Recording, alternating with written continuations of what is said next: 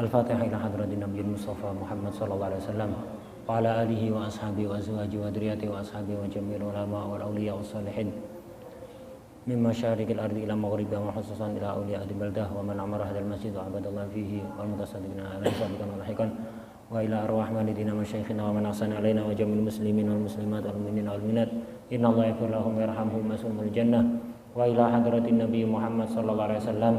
Al-Fatihah. Rahmanaka ya Rabbana ya Rabbana ya nasta'in ihdinas siratal mustaqim siratal ladzina an'amta 'alaihim ghairil maghdubi 'alaihim waladdallin amin. Bismillahirrahmanirrahim. Alhamdulillahirabbil alamin. Wassalatu wassalamu ala sayyidina wa maulana Muhammad wa ala alihi wa sahbihi ajma'in, amma ba'd. Alhamdulillah, malam hari ini kita masih diberi pertolongan oleh Allah sehingga bisa berkumpul ada di masjid ini untuk melakukan salat maghrib berjamaah, berzikir, kemudian dilanjut dengan pengajian. Semoga semuanya dicatat sebagai amal ibadah yang bisa mendatangkan ridha Allah Subhanahu wa taala. Mari kita niat i'tikaf, yang belum niat i'tikaf, mari niat i'tikaf. Pada pertemuan sebelumnya dibahas tentang akhlak-akhlak Rasulullah sallallahu alaihi wasallam. Di antaranya adalah akhlak untuk tidak fudul atau tidak melakukan sesuatu yang tidak manfaat, tidak ada gunanya baik di dunia maupun di akhirat. Insya Allah pada malam hari ini kita melanjutkan kajian itu, penekanan kepada ucapan.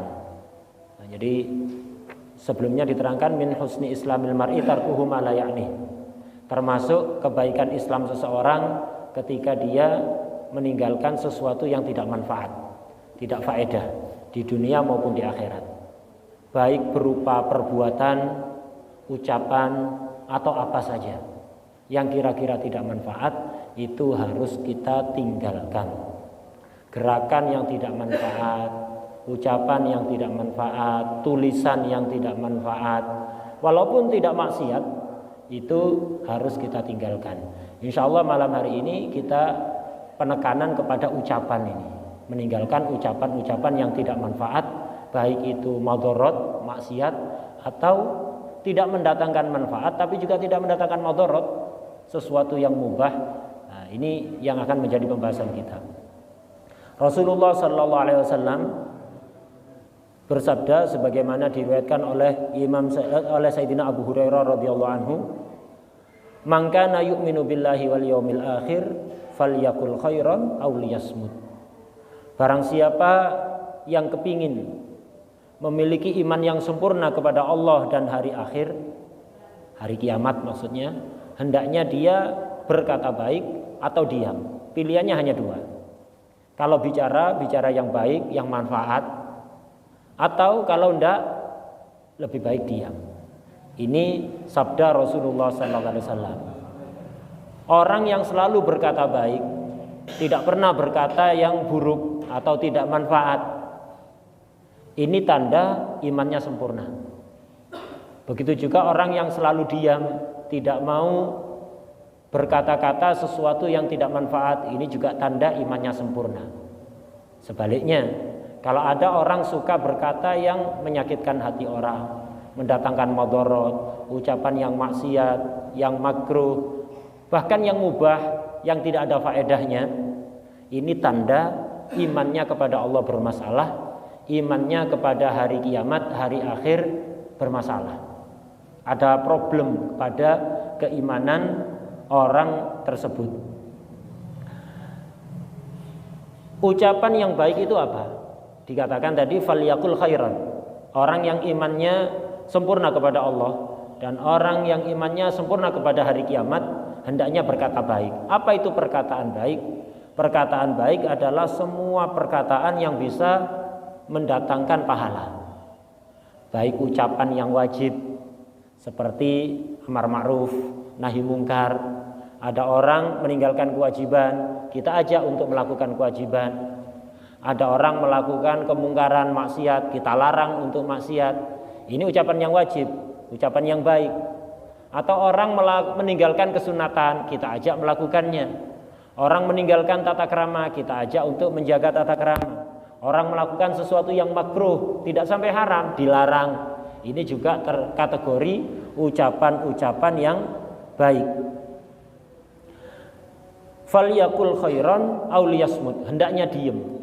Apapun yang tidak baik berarti tidak mendatangkan pahala, baik itu haram, makruh atau mubah, hendaknya kita tinggalkan. Loh, ucapan mubah apakah kita tinggalkan? Iya, karena orang itu kalau banyak bicara ucapan yang mubah, tanpa sadar akan menarik dia kepada ucapan yang haram.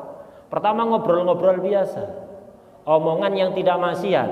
Tapi kalau terus berlanjut-lanjut, kalau sekedar nyapa tidak ada masalah. Ini termasuk ucapan baik. Kita ketemu tetangga nyapa, nanya kabar, ucapkan salam, ini ibadah.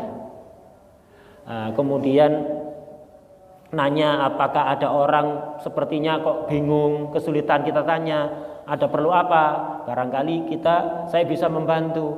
Nah, ini ucapan yang baik, ibadah. Lebih dari ini seringkali adalah ucapan-ucapan mubah. Nanya lebih jauh dari sekedar kabar. Ini biasanya ucapan-ucapan mubah. Kalau dilanjutkan biasanya ujung-ujungnya akan ngerasani orang. Nah, itu membicarakan keburukan orang, mencaci maki orang, ujung-ujungnya ke haram gara-gara kita nuruti ucapan yang mubah. Seandainya pun ucapan yang mubah, yang tidak maksiat tadi, itu tidak sampai menjerumuskan kita kepada ucapan yang haram, tetap rugi. Kenapa? Buang-buang waktu untuk sesuatu yang tidak ada manfaatnya. Padahal sebagaimana dibahas kemarin, dan ini melanjutkan pembahasan kemarin, min husni islamil mar'i tarkuhu ma la ya'ni. Termasuk kebaikan Islam seseorang adalah meninggalkan sesuatu yang tidak manfaat. Orang itu harus berbicara apa harus diam? Itu harus direnungkan terlebih dahulu. Kadang kita itu sebaiknya bicara atau bahkan harus bicara. Kadang kita itu sebaiknya diam atau harus diam. Kalau sesuatu itu mendatangkan pahala, kita harus bicara. Omongan yang wajib, omongan yang sunnah, kita harus bicara, jangan diem. Diem merugi. Ada kemungkaran, kita diem saja. Ada kemaksiatan, kita diam saja. Ada orang melakukan kesalahan di dalam sholatnya nggak sempurna. Misalnya ketika sujud kakinya diangkat, sering kadang kita melihat. Atau ada orang sholat karena pakai celana, kemudian pakaiannya atau kaosnya terlalu ketat, akhirnya ketika sujud atau ruku kelihatan sebagian auratnya. Kita tidak boleh diam justru rugi. Harus ngomong bahwa hal seperti ini bisa menyebabkan sholat tidak sah. Atau orang wudhu, sikunya tidak basah, nggak sempurna. Nah, maka kita harus ngomong. Tidak boleh diam saja, diam malah rugi. Nah, ini. Jadi ada saatnya kita itu harus bicara atau sebaiknya bicara. Ada saatnya kita itu sebaiknya diam. Atau bahkan wajib diam. Yaitu tadi itu. Kalau omongan itu tidak manfaat apalagi sampai maksiat. Sebagian ulama membagi ucapan itu menjadi 4 bagian, 4 macam. Ada ucapan yang hanya manfaat 100%, tidak ada madorotnya. Ada ucapan yang doror 100%, madorot. Ada ucapan campur, ya ada manfaatnya, ada madorotnya. Ada ucapan tidak manfaat juga tidak madorot.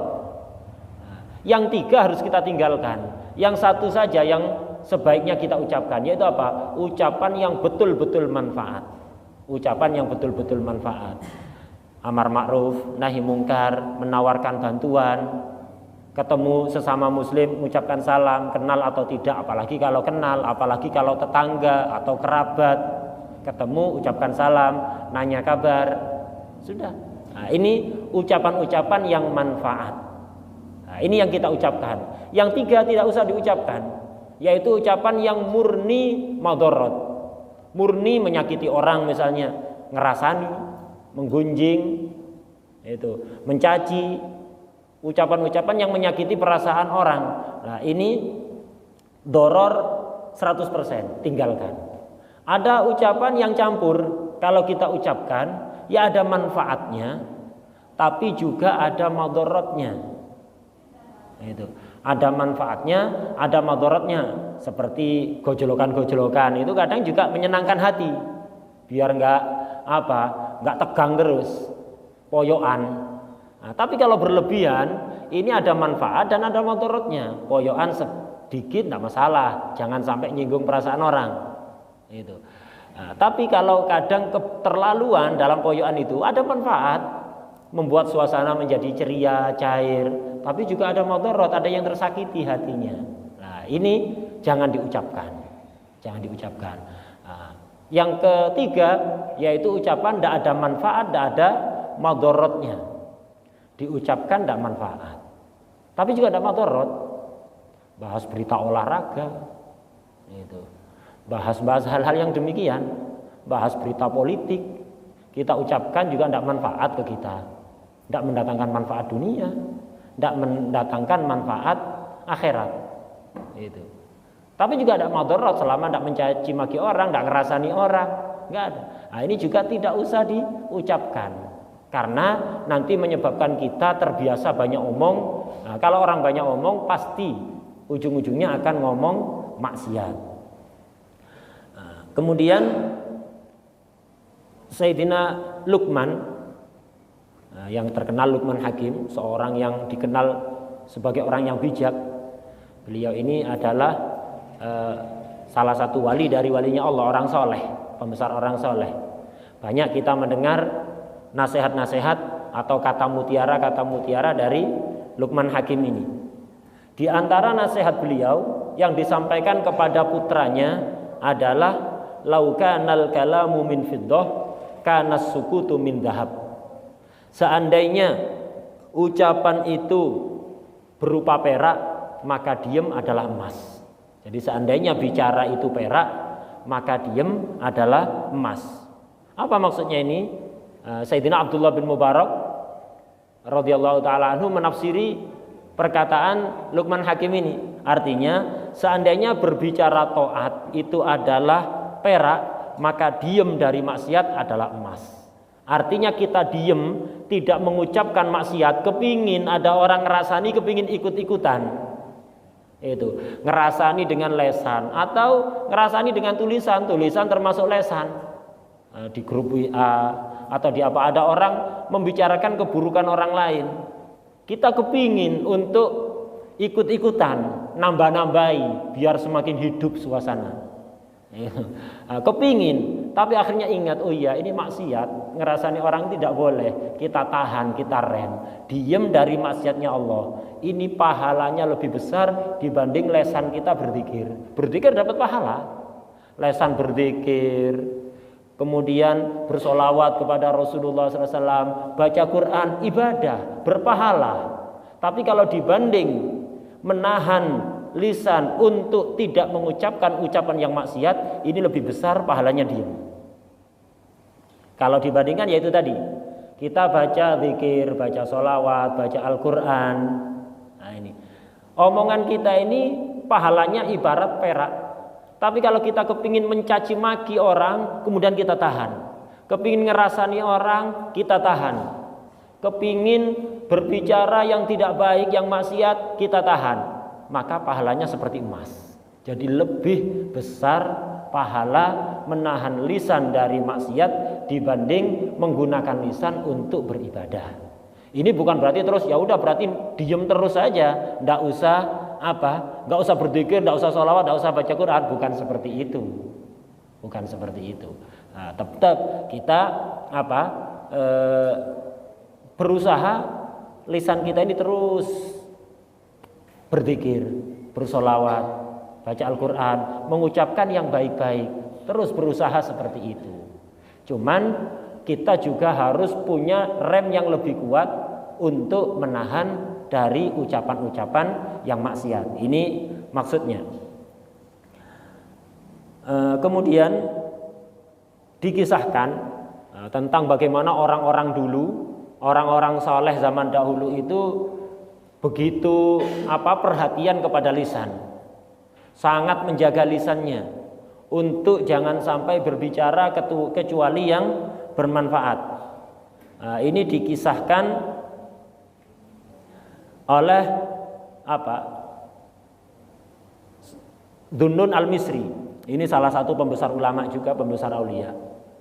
Dhunnun al-Misri ini pernah suatu ketika keliling ke daerah Syam. Syam itu sekarang terpecah-pecah menjadi beberapa negara. Kalau kita baca kitab-kitab sejarah Rasulullah sallallahu alaihi wasallam atau kitab-kitab tarikh yang lainnya, sering kita mendengar negeri Syam. Di mana sih negeri Syam?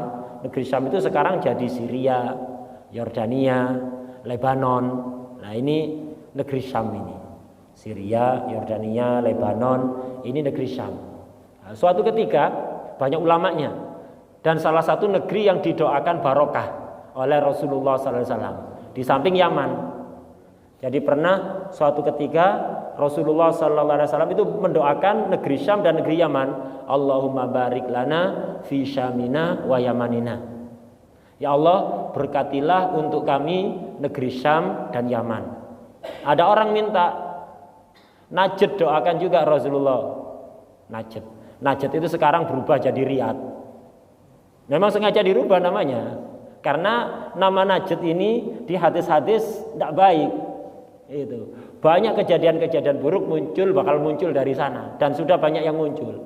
Itu Najd doakan juga Rasulullah. Rasul tetap mendoakan Syam dan Yaman. Allahumma barik lana fi Syamina wa Yamanina. Ya Allah, berkailah untuk kami negeri Syam dan Yaman. Orang tadi tetap ngotot. Najd doakan juga Rasulullah. Tetap Nabi doanya Allahumma barik lana fi Syamina wa Yamanina. Ya Allah, berkatilah negeri Syam dan Yaman. Tetap orang tadi tidak kapok, ngulang sampai 3 kali. Najd doakan juga Rasulullah. Akhirnya Rasulullah berkata, min huna tatlaq qarnus syaitan. Dari sana nanti bakal keluar tanduk setan. Gitu. Akhirnya orang sana ngerubah namanya, dirubah. Tidak ada sekarang kalau kita cari Najd itu tidak ketemu. Kenapa namanya dirubah jadi Riyadh? Itu ibu kota Arab Saudi, itu Riyadh itu. Nah, itu sampai 3 kali orang itu minta agar supaya negeri itu didoakan, tapi Nabi tidak mendoakan, justru mendoakan Syam dan Yaman karena dari daerah itu nantinya akan muncul tanduk setan. Ketika orang-orang kafir Makkah bermusyawarah untuk menyusun rencana pembunuhan kepada Rasulullah sallallahu alaihi wasallam, itu sebelum Rasulullah hijrah, orang-orang Mekah pembesar-pembesarnya waktu itu berkumpul ada di sebuah tempat membahas bagaimana cara terbaik untuk membunuh Rasulullah tanpa menimbulkan konflik yang besar nantinya antar kabilah Arab. Mereka usul. Di tengah-tengah mereka sibuk musyawarah, muncul laki-laki tua yang ini sebenarnya iblis. Jadi iblis nyamar sebagai laki-laki tua yang berasal dari daerah Najd. Jadi laki-laki Najd ini kurang baik kesannya. Jadi menyamar sebagai laki-laki tua si iblis ini, yang laki-laki itu berasal dari Najd.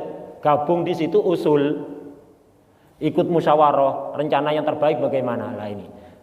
Jadi Najd ini kesannya kurang baik. Kalau Syam dan Yaman itu didoakan barokah. Makanya tidak heran kalau sampai sekarang dua negeri ini, Syam dan Yaman ini terus menelurkan ulama-ulama besar yang menyebarkan perdamaian di seluruh penjuru dunia. Banyak wali-walinya, dan Islam itu banyak nyebar dari para dai di daerah ini. Ulama-ulama besar banyak dari 2 daerah ini, yaitu Indonesia, Malaysia, Singapura. Islamnya dari para dai yang asalnya dari Yaman. Sebagian buku sejarah menyebutkan dari India. Tidak bertentangan, karena para dai dari Yaman itu dulu naik kapal tradisional gitu, sehingga dulu ada di India, dakwah ada di sana, bahkan menikah dengan orang sana, kemudian melanjutkan sampai punya keturunan dari orang sana, kemudian melanjutkan perjalanan dakwahnya ke Indonesia ini, sampai akhirnya Indonesia menjadi negara dengan penduduk Islam terbesar di dunia berkat para dai di Yaman. Malaysia, Singapura, Asia Tenggara rata-rata Islamnya disebarkan oleh orang-orang dari Yaman. Begitu juga daerah Afrika, sebagian daerah Afrika itu juga banyak Islam disebarkan dari orang-orang Yaman. Nah, dari orang-orang yang seperti di Kenya misalnya, itu dari para dai yang ada di Yaman. Bahkan ada sebagian dulu itu sebagian habib dari Yaman dakwah ke daerah salah satu negara di Afrika. Ketika masuk ke sana orangnya masih orang-orang primitif. Jadi nggak pakai pakaian kayak di Papua gitu, nggak pakai pakaian telanjang, kemudian nggak kenal agama, nggak kenal apa-apa. Didakwai oleh salah satu habib dari Yaman ini, akhirnya sekarang menjadi mayoritas Muslim. Itu mayoritas Muslim. Tadi Dhunnun al-Misri ini keliling. Di salah satu daerah ada di Yaman, beliau melihat ada kebun yang sangat subur begitu, ada kebun apel yang sangat bagus dan subur. Di bawah pohon apel itu ada seorang pemuda yang sedang sholat. Dihampiri, disalami, diuluk salamnya, assalamualaikum. Tidak jawab karena sedang sholat. Kemudian disalami lagi, karena disalami lagi akhirnya sholatnya dicepatkan. Setelah salam, si pemuda tadi hanya nulis beberapa kata mutiara, yang isinya adalah kita itu sebagai manusia jangan terlalu banyak bicara yang tidak manfaat, karena lisan kita lah yang sering membawa bala, membawa musibah kepada kita sendiri. Dhunnun al-Misri melihat si pemuda ini ternyata orang yang sangat menjaga lisannya, tidak kepingin bicara yang tidak manfaat. Akhirnya beliau nangis. Iya, ini yang seharusnya benar lah begitu, tidak malah diolok-olok, kok khusyuk atau apa. Enggak, orang dulu itu gitu. Jadi langsung sadar ketika diingatkan itu, langsung sadar, akhirnya nangis. Kemudian Dhunnun al-Misri menggubah 2 syair yang sangat masyhur, banyak dibuat status oleh orang-orang. Menggubah 2 bait syair yang sangat masyhur, yaitu wa ma min katibin illa sayabla wa yubqid dahru ma katabat yadahu fala taktub bi kaffika ghaira syai'in yasurruka fil qiyamati antarahu. Ini sering kita menemukan syair ini dibuat status. Tapi yang buat status ngecepret, lucu juga ini. Jadi wa ma min katibin illa sayabla. Tidak ada satu orang pun yang nulis tulisan kecuali dia akan binasa, akan mati. Siapapun, orang yang suka ngomong, orang yang nulis, dia akan mati. Cuman masalahnya wa yubqid dahru ma katabat yadahu. Masa akan mengabadikan tulisan yang pernah ia tulis. Tulisannya akan abadi, orangnya akan meninggal. Lah kalau tulisannya baik, maka akan dia mengabadikan kebaikan. Tapi masalahnya kalau tulisan itu tidak manfaat, atau tulisan-tulisan yang mendatangkan dosa, maksiat. Lah ini orangnya sudah binasa, dosanya jariyah. Jadi dosa jariyah bukan amal jariyah, dosanya ngalir terus. Karena itu fala taktub bikaffika ghaira syai'in yasurruka fil qiyamati antarahu. Maka jangan pernah menulis dengan tanganmu kecuali kalimat-kalimat yang engkau akan senang melihatnya nanti di hari kiamat. Kalimat yang akan kita sukai nanti, kita membuat kita senang di hari kiamat, silahkan ditulis. Tapi kalau tidak, jangan. Karena itu sebelum nulis status, pikir-pikir dulu. Apakah kita nanti kalau di akhirat melihat tulisan status kita itu bakal seneng apa enggak? Kalau iya, silahkan ditulis. Kalau enggak, jangan. Enggak ada gunanya.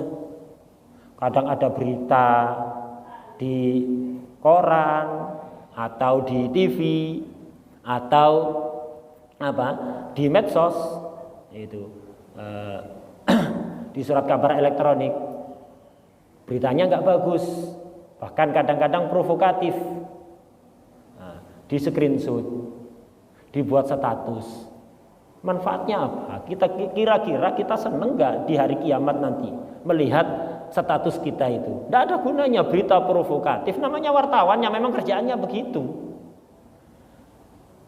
Isinya berita baik di TV, di koran atau di media elektronik atau yang di medsos-medsos yang ada sekarang itu 90%-nya hoak, yang 10% masih meragukan, perlu dicek dulu benar apa enggak, yang 90% dipastikan hoak sudah. Cuma digoreng sedemikian rupa, ya apa caranya bisa memprovokasi orang. Ini kadang-kadang kita baca kemudian di screenshot, dibuat status. Maksudnya apa? Kira-kira manfaatnya apa? Mendatangkan pahala apa tidak itu? Kira-kira kalau di hari kiamat itu ditunjukkan pada kita seneng apa enggak? Lah ini perlu kita pikir. Jadi biar enggak sembarangan nulis, baik di kertas atau di HP kita, di status kita, di Facebook, di grup-grup WA, di Instagram, di Twitter, biar enggak sembarangan. Itu. Jangan sembarangan nulis karena itu akan kekal. Facebooknya bakal binasa. Di hari kiamat tidak ada Facebook, tidak ada WA, nggak ada medsos-medsos lainnya. Tapi tulisan-tulisan itu akan ditunjukkan kepada kita. Ada rekamannya. Kira-kira kita seneng nggak melihat tulisan itu? Kalau seneng silahkan ditulis. Kalau kira-kira kita seneng melihatnya nanti di hari kiamat. Kalau enggak usah ditulis. Daripada kita nanti menyesal. Kalau menyesal di dunia masih bisa ditobati, tapi kalau menyesal di akhirat sudah terlambat, tidak ada kesempatan untuk taubat. Kemudian nasihat juga dari Luqman Hakim tadi itu. Luqman Hakim diantara nasihat kepada putranya, ya bunayya, idaftakharan nasu 'alaika bi husni kalamihim faftakhir anta bi husni somtik. Wahai anakku, kalau banyak orang membanggakan karena pinter ngomong, kalau ngomong enak, tertata rapi, runtut, bisa memukau hadirin, kalau banyak orang membanggakan bagusnya cara berbicara mereka, maka berbanggalah kamu dengan bagusnya diem kamu. Ini nasihatnya Luqman Hakim kepada putranya. Apalagi zaman sekarang. Orang itu berlatih bagaimana ngomong itu bisa bagus. Tidak ada masalah kalau itu digunakan untuk menyampaikan kebaikan. Cuman masalahnya kadang-kadang tidak demikian. Karena itu ketika orang-orang berbangga dengan indahnya ucapan-ucapan mereka, maka banggalah kamu dengan indahnya diemmu. Ini nasihat Luqman Hakim kepada putranya. Kemudian juga ada sebagian orang soleh menasihatkan kepada orang lain. Dia mengatakan begini, kalau kamu ingin memiliki inti dari ilmunya para ulama, inti dari kata mutiaranya orang-orang bijak, inti dari obatnya para dokter, maka ambil 3 kalimat ini. Pegang ucapanku, ada 3 ucapan. Ini 3 ucapan ini, yang pertama adalah inti dari ilmunya para ulama. Yang kedua, inti dari kata mutiaranya orang-orang bijak. Yang ketiga, inti dari obatnya para dokter. Inti dari ilmunya ulama apa? Amma ilmul ulama fa idza su'ilta amma la ta'lam faqul la a'lam. Inti dari ilmunya ulama itu bukan setiap ditanya jawab, setiap ditanya jawab, setiap ditanya jawab. Kadang-kadang tidak didasari ilmu. Bukan itu inti ilmunya ulama. Inti dari ilmunya ulama, kalau engkau ditanyai sebuah permasalahan yang kamu tidak mengerti, maka jangan segan-segan untuk berkata la a'lam, saya tidak mengerti. Ini inti dari ilmunya ulama. La adri itu nisful ilmi. Ketika orang alim ditanyai sesuatu, tidak mengerti jawabannya atau tidak yakin dengan jawaban itu, kok dia menjawab la a'lam, ini sudah separuh dari ilmu. Sudah separuh dari ilmu. Jadi intinya ilmu, inti dari ilmunya para ulama itu tidak gampang-gampang menjawab masalah yang dia tidak mengerti jawabannya atau tidak yakin dengan jawabannya. Justru orang yang paling alim itu orang yang paling sering menjawab saya tidak tahu, bukan yang selalu menjawab. Kalau kita melihat di medsos, di TV, tidak ada pertanyaan yang dijawab dengan saya tidak tahu, itu tidak pernah. Semuanya tahu. Padahal Imam Malik, Imam Daril Hijrah, perawi hadis-hadis Rasulullah SAW, hafalannya berapa ratus ribu hadis. Beliau sudah mencapai kedudukan mujtahid mutlak, gurunya Imam Syafi'i dan gurunya ulama-ulama besar lainnya. Itu pernah ditanya 48 masalah. 48 masalah ditanyakan ke beliau. Yang 36 dijawab la adri. Yang 36 dijawab saya tidak tahu. Padahal hafalan hadisnya ratusan ribu. Ilmunya luar biasa. Ditanya 48 pertanyaan, yang 36 dijawab saya tidak tahu, tanpa malu, tanpa segan sama sekali. Diviralkan, terserah diviralkan biar orang-orang tahu bahwa begitulah harusnya seorang ulama. Bukan semua pertanyaan dijawab. Ini inti dari ilmunya ulama itu. Ketika ditanya sebuah permasalahan kok tidak mengerti jawabannya atau tidak yakin dengan jawabannya, maka jangan segan-segan untuk menjawab saya tidak tahu. Kemudian yang kedua, inti dari kata mutiaranya orang-orang bijak adalah idza kunta jalisa qaumin fakun askatahum fa in asabu kunta min jumlatihim wa in akhtau salimta min khata'ihim. Ini inti dari kata mutiaranya orang-orang bijak. Apa?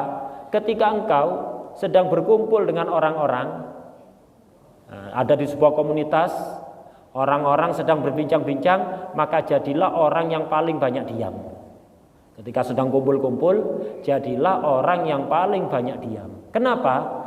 Kalau apa yang mereka katakan benar, maka engkau tergolong mereka, akan dianggap golongan mereka. Kalau mereka omongannya salah, engkau selamat dari kesalahan mereka. Kenapa? Tidak ikut ngomong. Kalau ikut ngomong akan dianggap bagian dari mereka. Jadi ketika engkau berkumpul dengan satu kaum, maka jadilah orang yang paling banyak diem. Kalau apa yang mereka katakan itu adalah perkataan yang benar, engkau akan dianggap bagian dari mereka. Kalau apa yang mereka katakan adalah ucapan-ucapan yang salah, engkau selamat dari kesalahan. Jadi mesti selamat. Benar salah mesti selamat. Orang yang paling banyak diam. Ini inti dari kata mutiara orang-orang bijak. Yang ketiga, inti obat dari para dokter. Inti obat dari para dokter itu apa? Idza akalta ta'aman fala takum illa wa nafsuka tashtahi fa innahu la yalummu bi jasadika ghairu maradil maut. Kalau engkau makan, maka berhentilah ketika kamu masih kepingin. Jadi ketika engkau makan, berhentilah dari makan ketika kamu masih kepingin untuk melanjutkan makan.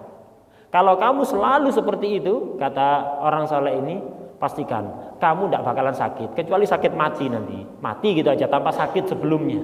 Tidak kena penyakit macam-macam. Gitu. Jadi ketika engkau makan, berhentilah dari makan ketika engkau masih kepingin untuk melanjutkan makan. Jangan sampai kelempokan. Kelempokan udah tidak ada tempatnya, jadi berhenti makan karena tidak ada tempatnya. Seperti ketika buka puasa, semua dimakan. Makanan pembuka, makanan inti, makanan penutup, macam-macam dimplok semuanya. Semuanya dimakan sampai penuh. Ini mungkin kalau dibuat sholat langsung itu ruku ada yang tumpah itu dari lehernya itu, saking penuhnya. Nah, jangan seperti ini. Ini yang mendatangkan berbagai macam penyakit.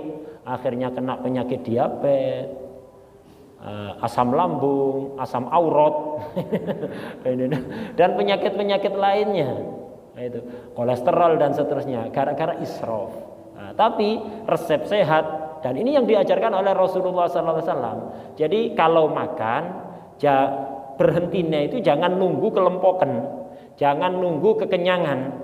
Berhentilah ketika kita masih kepingin nambah. Masih kepingin nambah, berhenti.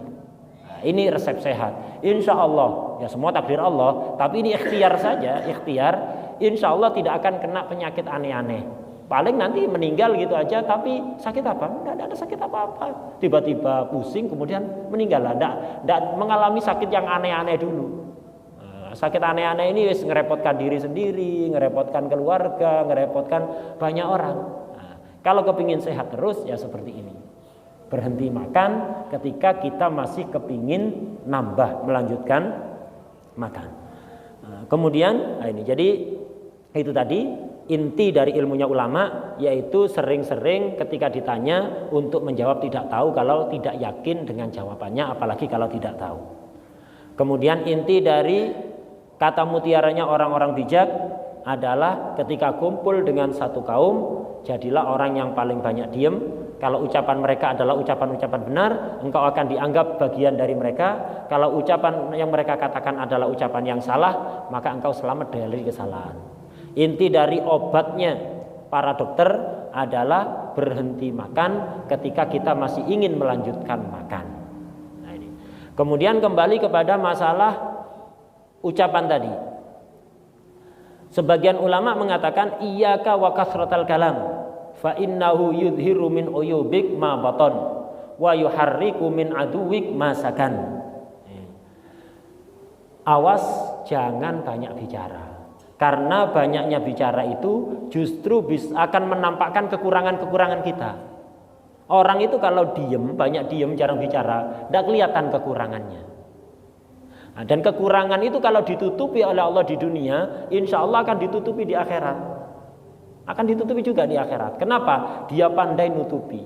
Makanya orang yang maksiat terang-terangan dengan orang yang maksiat sembunyi-sembunyi, nah, ini lebih bahaya orang-orang yang maksiat terang-terangan. Kenapa? Ketika dia maksiat terang-terangan, akhirnya kebongkar maksiatnya, ketahuan oleh orang-orang ada di dunia. Ini biasanya di akhirat gak ditutupi oleh Allah, ditunjukkan pada malaikat sehingga menjadi alasan untuk memasukkan dia ke dalam neraka. Tapi kalau orang itu di dunia maksiat, setiap kita pasti banyak maksiat. Itu. Tapi kita tidak pamer-pamer maksiat itu, tidak cerita-cerita dan tidak maksiat terang-terangan. Ini kalau kita istighfar kepada Allah, tobat kepada Allah, besar sekali kemungkinan diampuni oleh Allah. Karena tidak merantak ke orang lain. Sehingga walaupun sudah terlanjur dicatat oleh malaikat maksiat itu, gara-gara kemudian kita tobat dan maksiat itu tidak nyebar kemana-mana, nah, nanti di akhirat dihapus oleh Allah atau ditutupi. Itu ibaratnya kalau di komputer itu di hidden, tidak dihapus, mungkin di hidden. Allah tahu, tapi malaikat tidak bisa melihat. Seperti yang di komputer kalau tulisan itu disembunyikan, nah, yang menyembunyikan tahu kalau ada tulisan di situ, tapi yang nggak mengerti kalau itu di hidden, disembunyikan, nggak tahu kalau ada tulisan. Nah, seperti itu. Karena itu jangan banyak bicara. Orang banyak bicara itu akan menampakkan kekurangannya sendiri. Bahkan banyak gara-gara banyak bicara hanya cerita kemaksiatan yang pernah dilakukan. Lah ini bahaya. Udah ditutupi oleh Allah malah ditunjuk-tunjukkan. Nah, ini walaupun tobat sangat sulit nanti untuk bisa diterima oleh Allah. Tidak segampang ketika maksiat itu masih ditutupi. Kemudian banyak bicara ini juga bisa menggerakkan orang-orang yang benci kepada kita untuk mencari-cari kesalahan kita. Orang yang benci kepada kita, tidak senang kepada kita, kalau kita banyak diem, orang yang gak suka pada kita bingung bagaimana cara mencelakakan kita. Tapi kalau kita banyak bicara, akan dicari-cari kesalahan-kesalahan dari omongannya untuk kemudian digunakan senjata menyerang kita. Kemudian kita ini dikasih oleh Allah di antara hikmahnya, kenapa telinga kita ini dua. Jadi Allah ngasih kita dua telinga, tapi satu lisan. Lisan satu, telinganya dua. Ini ada hikmahnya. Semua yang diciptakan oleh Allah itu ada hikmahnya. Khalaqal khalqa li hikmah. Allah menciptakan semua makhluk itu pasti ada hikmahnya. Imam Ghazali, pengarang kitab Ihya itu, punya kitab namanya Al-Hikmah fi Makhluqatillah. Ini kitab yang membahas tentang hikmah-hikmah dari ciptaan-ciptaan Allah. Kenapa langit warnanya biru? Kenapa telinga kita ini kok melungker-melungker? Kok polos seperti corongan gitu. Jadi telinganya kok polos seperti corongan. Kok melungker-melungkernya, ada lipatan-lipatannya ini. Ini ada hikmahnya. Bukan karena Allah tidak bisa menciptakan polos. Itu. Ada hikmahnya. Di antara hikmah yang diterangkan misalnya oleh Imam Ghazali, kalau telinga kita ini melungker-melungker kayak gini, kita tidur, ada semut mau masuk, perlu naik turun dulu. Pokok tidurnya tidak terlalu lelap, insya Allah terbangun. tidak sampai serangga itu atau semut itu masuk ke dalam. Tapi kalau polos kayak corongan langsung kayak jalan tol, lancar semutnya. Itu di antara hikmahnya. Banyak kenapa langit ini biru, kenapa begini, banyak. Itu membaca hikmah-hikmah dari makhluk Allah ini akan menambah keimanan. Di antara salah satu cara untuk memperkuat keimanan sebagaimana diterangkan oleh Habib Abdullah Al-Haddad Shahibur Ratib. Jadi sering-sering merenungkan hikmah di balik ciptaan-ciptaan Allah. Termasuk ini, kita dikasih 2 telinga oleh Allah, tapi lesan cuma 1. Ini ada hikmahnya, di antaranya agar kita itu lebih suka mendengar, lebih banyak mendengar daripada bicara. Jadi ketika kumpul sama orang, apalagi kumpul sama orang alim, itu lebih semangatlah untuk mendengar daripada untuk berbicara. Itu sudah diisyaratkan oleh Allah, dikasih 2 telinga biar alat untuk mendengar lebih banyak. Tapi lesan hanya 1, alat untuk berbicara lebih sedikit. Tapi paling susah memang jaga lisan dibanding jaga telinga, lebih susah jaga lisan. Dan kemudian ketika ada orang berbicara, tidak semua pembicaraan itu harus dijawab. Jadi tidak semua omongan itu untuk dijawab. Apalagi kalau yang berkata itu orang-orang bodoh. Jadi gak semua omongan harus dijawab. Justru kalau ada orang bodoh berbicara, itu sebaiknya dijawab dengan diam. Itu lebih mengena dibanding kita ngeladeni tambah jadi. Orang bodoh kalau berbicara nyaci maki dan seterusnya, kita ladeni, tambah jadi, tambah semangat dia, tambah muncul semangatnya. Coba diem, capek sendiri. Jawaban paling ampuh untuk orang-orang bodoh adalah diem. Seperti yang dicontohkan oleh oleh Sayyidina Zainal Abidin. Sayyidina Ali Zainal Abidin, salah satu cucunya Rasulullah Sallallahu Alaihi Wasallam, bukan cucu langsung. Itu Sayyidina Ali Zainal Abidin bin Sayyidina Husain. Itu pernah beliau dulu itu keluar dari masjid. Beliau ini banyak didolimi, selama hidupnya banyak didolimi.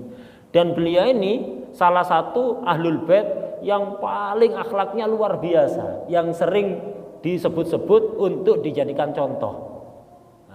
Suatu ketika Sayyidina Ali Zainal Abidin ini keluar dari masjid ketemu orang, nyaci maki habis-habisan, dicaci maki jelek sekali sudah, habis pokok dari A sampai Z, dicaci maki habis, panjang lebar. Sayyidina Ali Zainal Abidin hanya diam. Orang-orang di sekitar beliau yang nggak terima, orang-orang sekitar beliau nggak terima, mau geruduk si orang ini tadi, tapi ditahan oleh Sayyidina Ali Zainal Abidin. Kemudian Sayyidina Zainal Abidin mengatakan, biarkan. Setelah orang tadi selesai bicara, selesai mencaci beliau menghampiri laki-laki tadi dan mengatakan, ma sutiro alaika min amrina aktsar. Ketahuilah, kejelekan-kejelekan, keburukan-keburukan yang kamu sampaikan kepadaku tadi itu, yang kamu katakan padaku, itu baru sebagian dari kekuranganku. Kekuranganku yang lain, kejelekanku yang lain, yang kamu tidak tahu jauh lebih banyak. Itu baru sebagian saja. Kemudian beliau menawarkan, mungkin engkau ada perlu kepada saya, silahkan sampaikan. Barangkali saya bisa membantu. Dicaci maki habis, malah begitu menawarkan bantuan. Akhirnya laki-laki tadi malu kemudian berhenti dari mencaci. Kemudian setelah itu apa? Bukan hanya menawarkan omong kosong, tapi enggak. Waktu itu Sayyidina Ali Zainal Abidin mengenakan pakaian yang sangat bagus. Pakaian yang mahal. Mungkin sekarang BHS yang harganya berapa gitu. Yang bagus. Langsung pakaian tadi itu dilepas, beliau pakai pakaian rangkepan gitu. Pakaiannya dilepas dikasihkan orang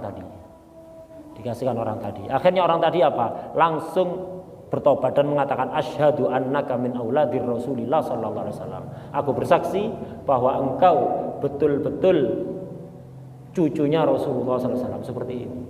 Sebagai penutup saya cerita akhlak seperti ini itu memang luar biasa akhlaknya Rasulullah. Orang-orang yang mewarisi Rasulullah yang bisa mengamalkan ini, baik dari keturunannya atau bukan keturunannya. Tapi yang kalau dari keturunannya itu yang paling banyak kisah-kisah seperti ini. Ini yang zaman dulu. Saya cerita yang zaman sekarang saja, yang masih baru-baru. Itu sebagai penutup, yaitu misalnya Habib Salim bin Abdullah Asy-Syatiri, pengasuh Ribat Tarim yang meninggal beberapa tahun yang lalu. Baru beberapa tahun yang lalu meninggalnya. Habib Salim Asy-Syatiri ini dulu setelah ngaji ada di Mekah kepada Sayyid Alawi Al-Maliki, abahnya Sayyid Muhammad, sekarang Sayyid Ahmad. Nah, kalau Sayyid Muhammad abahnya, ini teman ngaji sama Habib Salim, ngajinya ke abahnya Sayyid Alawi Al-Maliki. Setelah ngaji alim luar biasa, pulang ke negeri Yaman untuk menyebarkan ilmunya, dakwah ada di Yaman. Cuman masalahnya Yaman waktu itu sedang dikuasai rezim komunis. Waktu itu sedang dikuasai rezim komunis. Habib Salim dilarang untuk dakwah, tapi tidak mau, tetap dakwah, mengajarkan ilmu di masjid-masjid, mengajak masyarakat untuk kembali kepada Allah terus, sampai akhirnya beliau berusaha untuk dibunuh berkali-kali.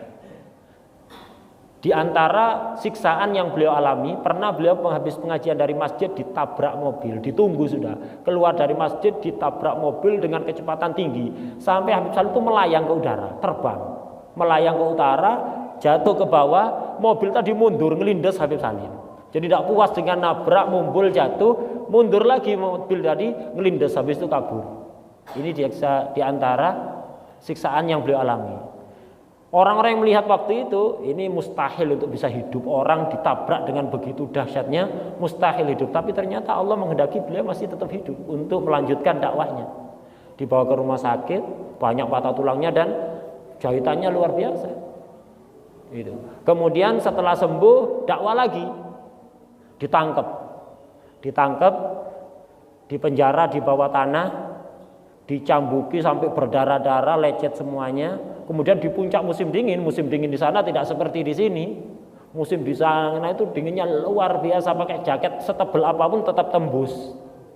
Ini di penjara bawah tanah, disiksa, dicambuki sampai berdarah-darah.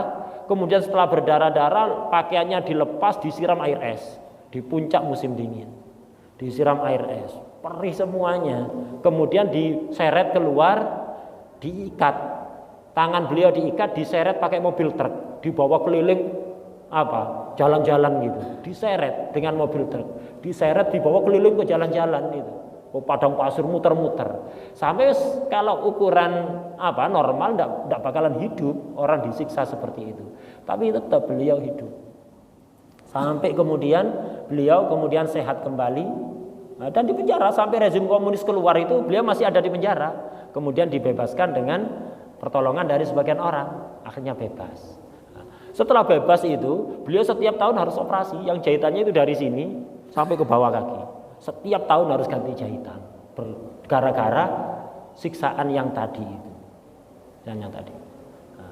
Kemudian setelah komunis sudah keluar, yang nyiksa beliau bukan komunis yang dari Rusia, memang yang dari Rusia, tapi yang nyiksa beliau orang-orang Yaman sendiri. Bahkan orang-orang daerah beliau sendiri yang beliau kenal betul, cuman terpengaruh dengan pemikiran komunis itu tadi. Beliau kenal betul orang-orang yang nyiksa beliau itu kenal. Setelah beliau bebas, beliau ditanyai oleh orang-orang, Habib, yang menyiksa Anda sampai seperti ini itu siapa? Siapa orangnya? Katakan. Habib Salim tidak mau cerita. Siapa orang-orangnya? Tidak mau cerita. Kenapa? Takut mereka diganggu, kasihan. Gitu. Tidak mau cerita. Bahkan bukan hanya itu. Ketika Habib Salim masih hidup, semua orang tadi ada beberapa orang, semua orang yang nyiksa beliau sudah meninggal semua. Habib Salim masih hidup. Meninggal bukan karena siksa, bukan karena apa, ya memang meninggal, itu. Meninggal normal. Itu. Meninggal semua. Setelah mereka meninggal semua, Habib Salim masih hidup. Apa yang dilakukan Habib Salim setelah disiksa seperti itu? Keluarganya semuanya ekonominya sulit. Anak istrinya, orang-orang yang saya tadi itu semuanya ekonominya dalam keadaan sulit. Itu semuanya yang nanggung biayanya Habib Salim. Biaya hidup semua. Setiap bulan dikirimi jatah makan untuk sebulan, tidak perlu mikir. Ini. Akhlak Rasulullah SAW yang luar biasa. Ini bukan di zaman dulu, zaman sekarang ini. Dan banyak kisah-kisah seperti itu banyak. Ini satu kisah saja. Jadi bagaimana orang yang menyiksa beliau sampai seperti itu parahnya. Setelah beliau sembuh dan beliau bebas, beliau tidak mau cerita siapa yang nyiksa. Setelah mereka meninggal baru beliau mau cerita ke sebagian orang. Enggak disebarkan kemana-mana, ke sebagian orang cerita. Dan orang-orang keluarganya itu dijamin nafkahnya semuanya, tidak usah kerja. Kesulitan anak istrinya dijamin. Ini akhlak yang begitu luar biasa. Ini sama niru datuknya Sayyidina Ali Zainal Abidin, niru Rasulullah SAW. Semoga kita semuanya mendapatkan barokah dari mereka semuanya dan bisa meniru akhlak mereka semua. Dan semoga kelak di akhirat harapannya kita dikumpulkan bersama mereka ada di surganya Allah tanpa adab, tanpa hisab. Amin ya rabbal alamin. Wa bi sirri asraril Fatihah wa ila hadratin Nabi Muhammad sallallahu alaihi wasallam al-Fatihah.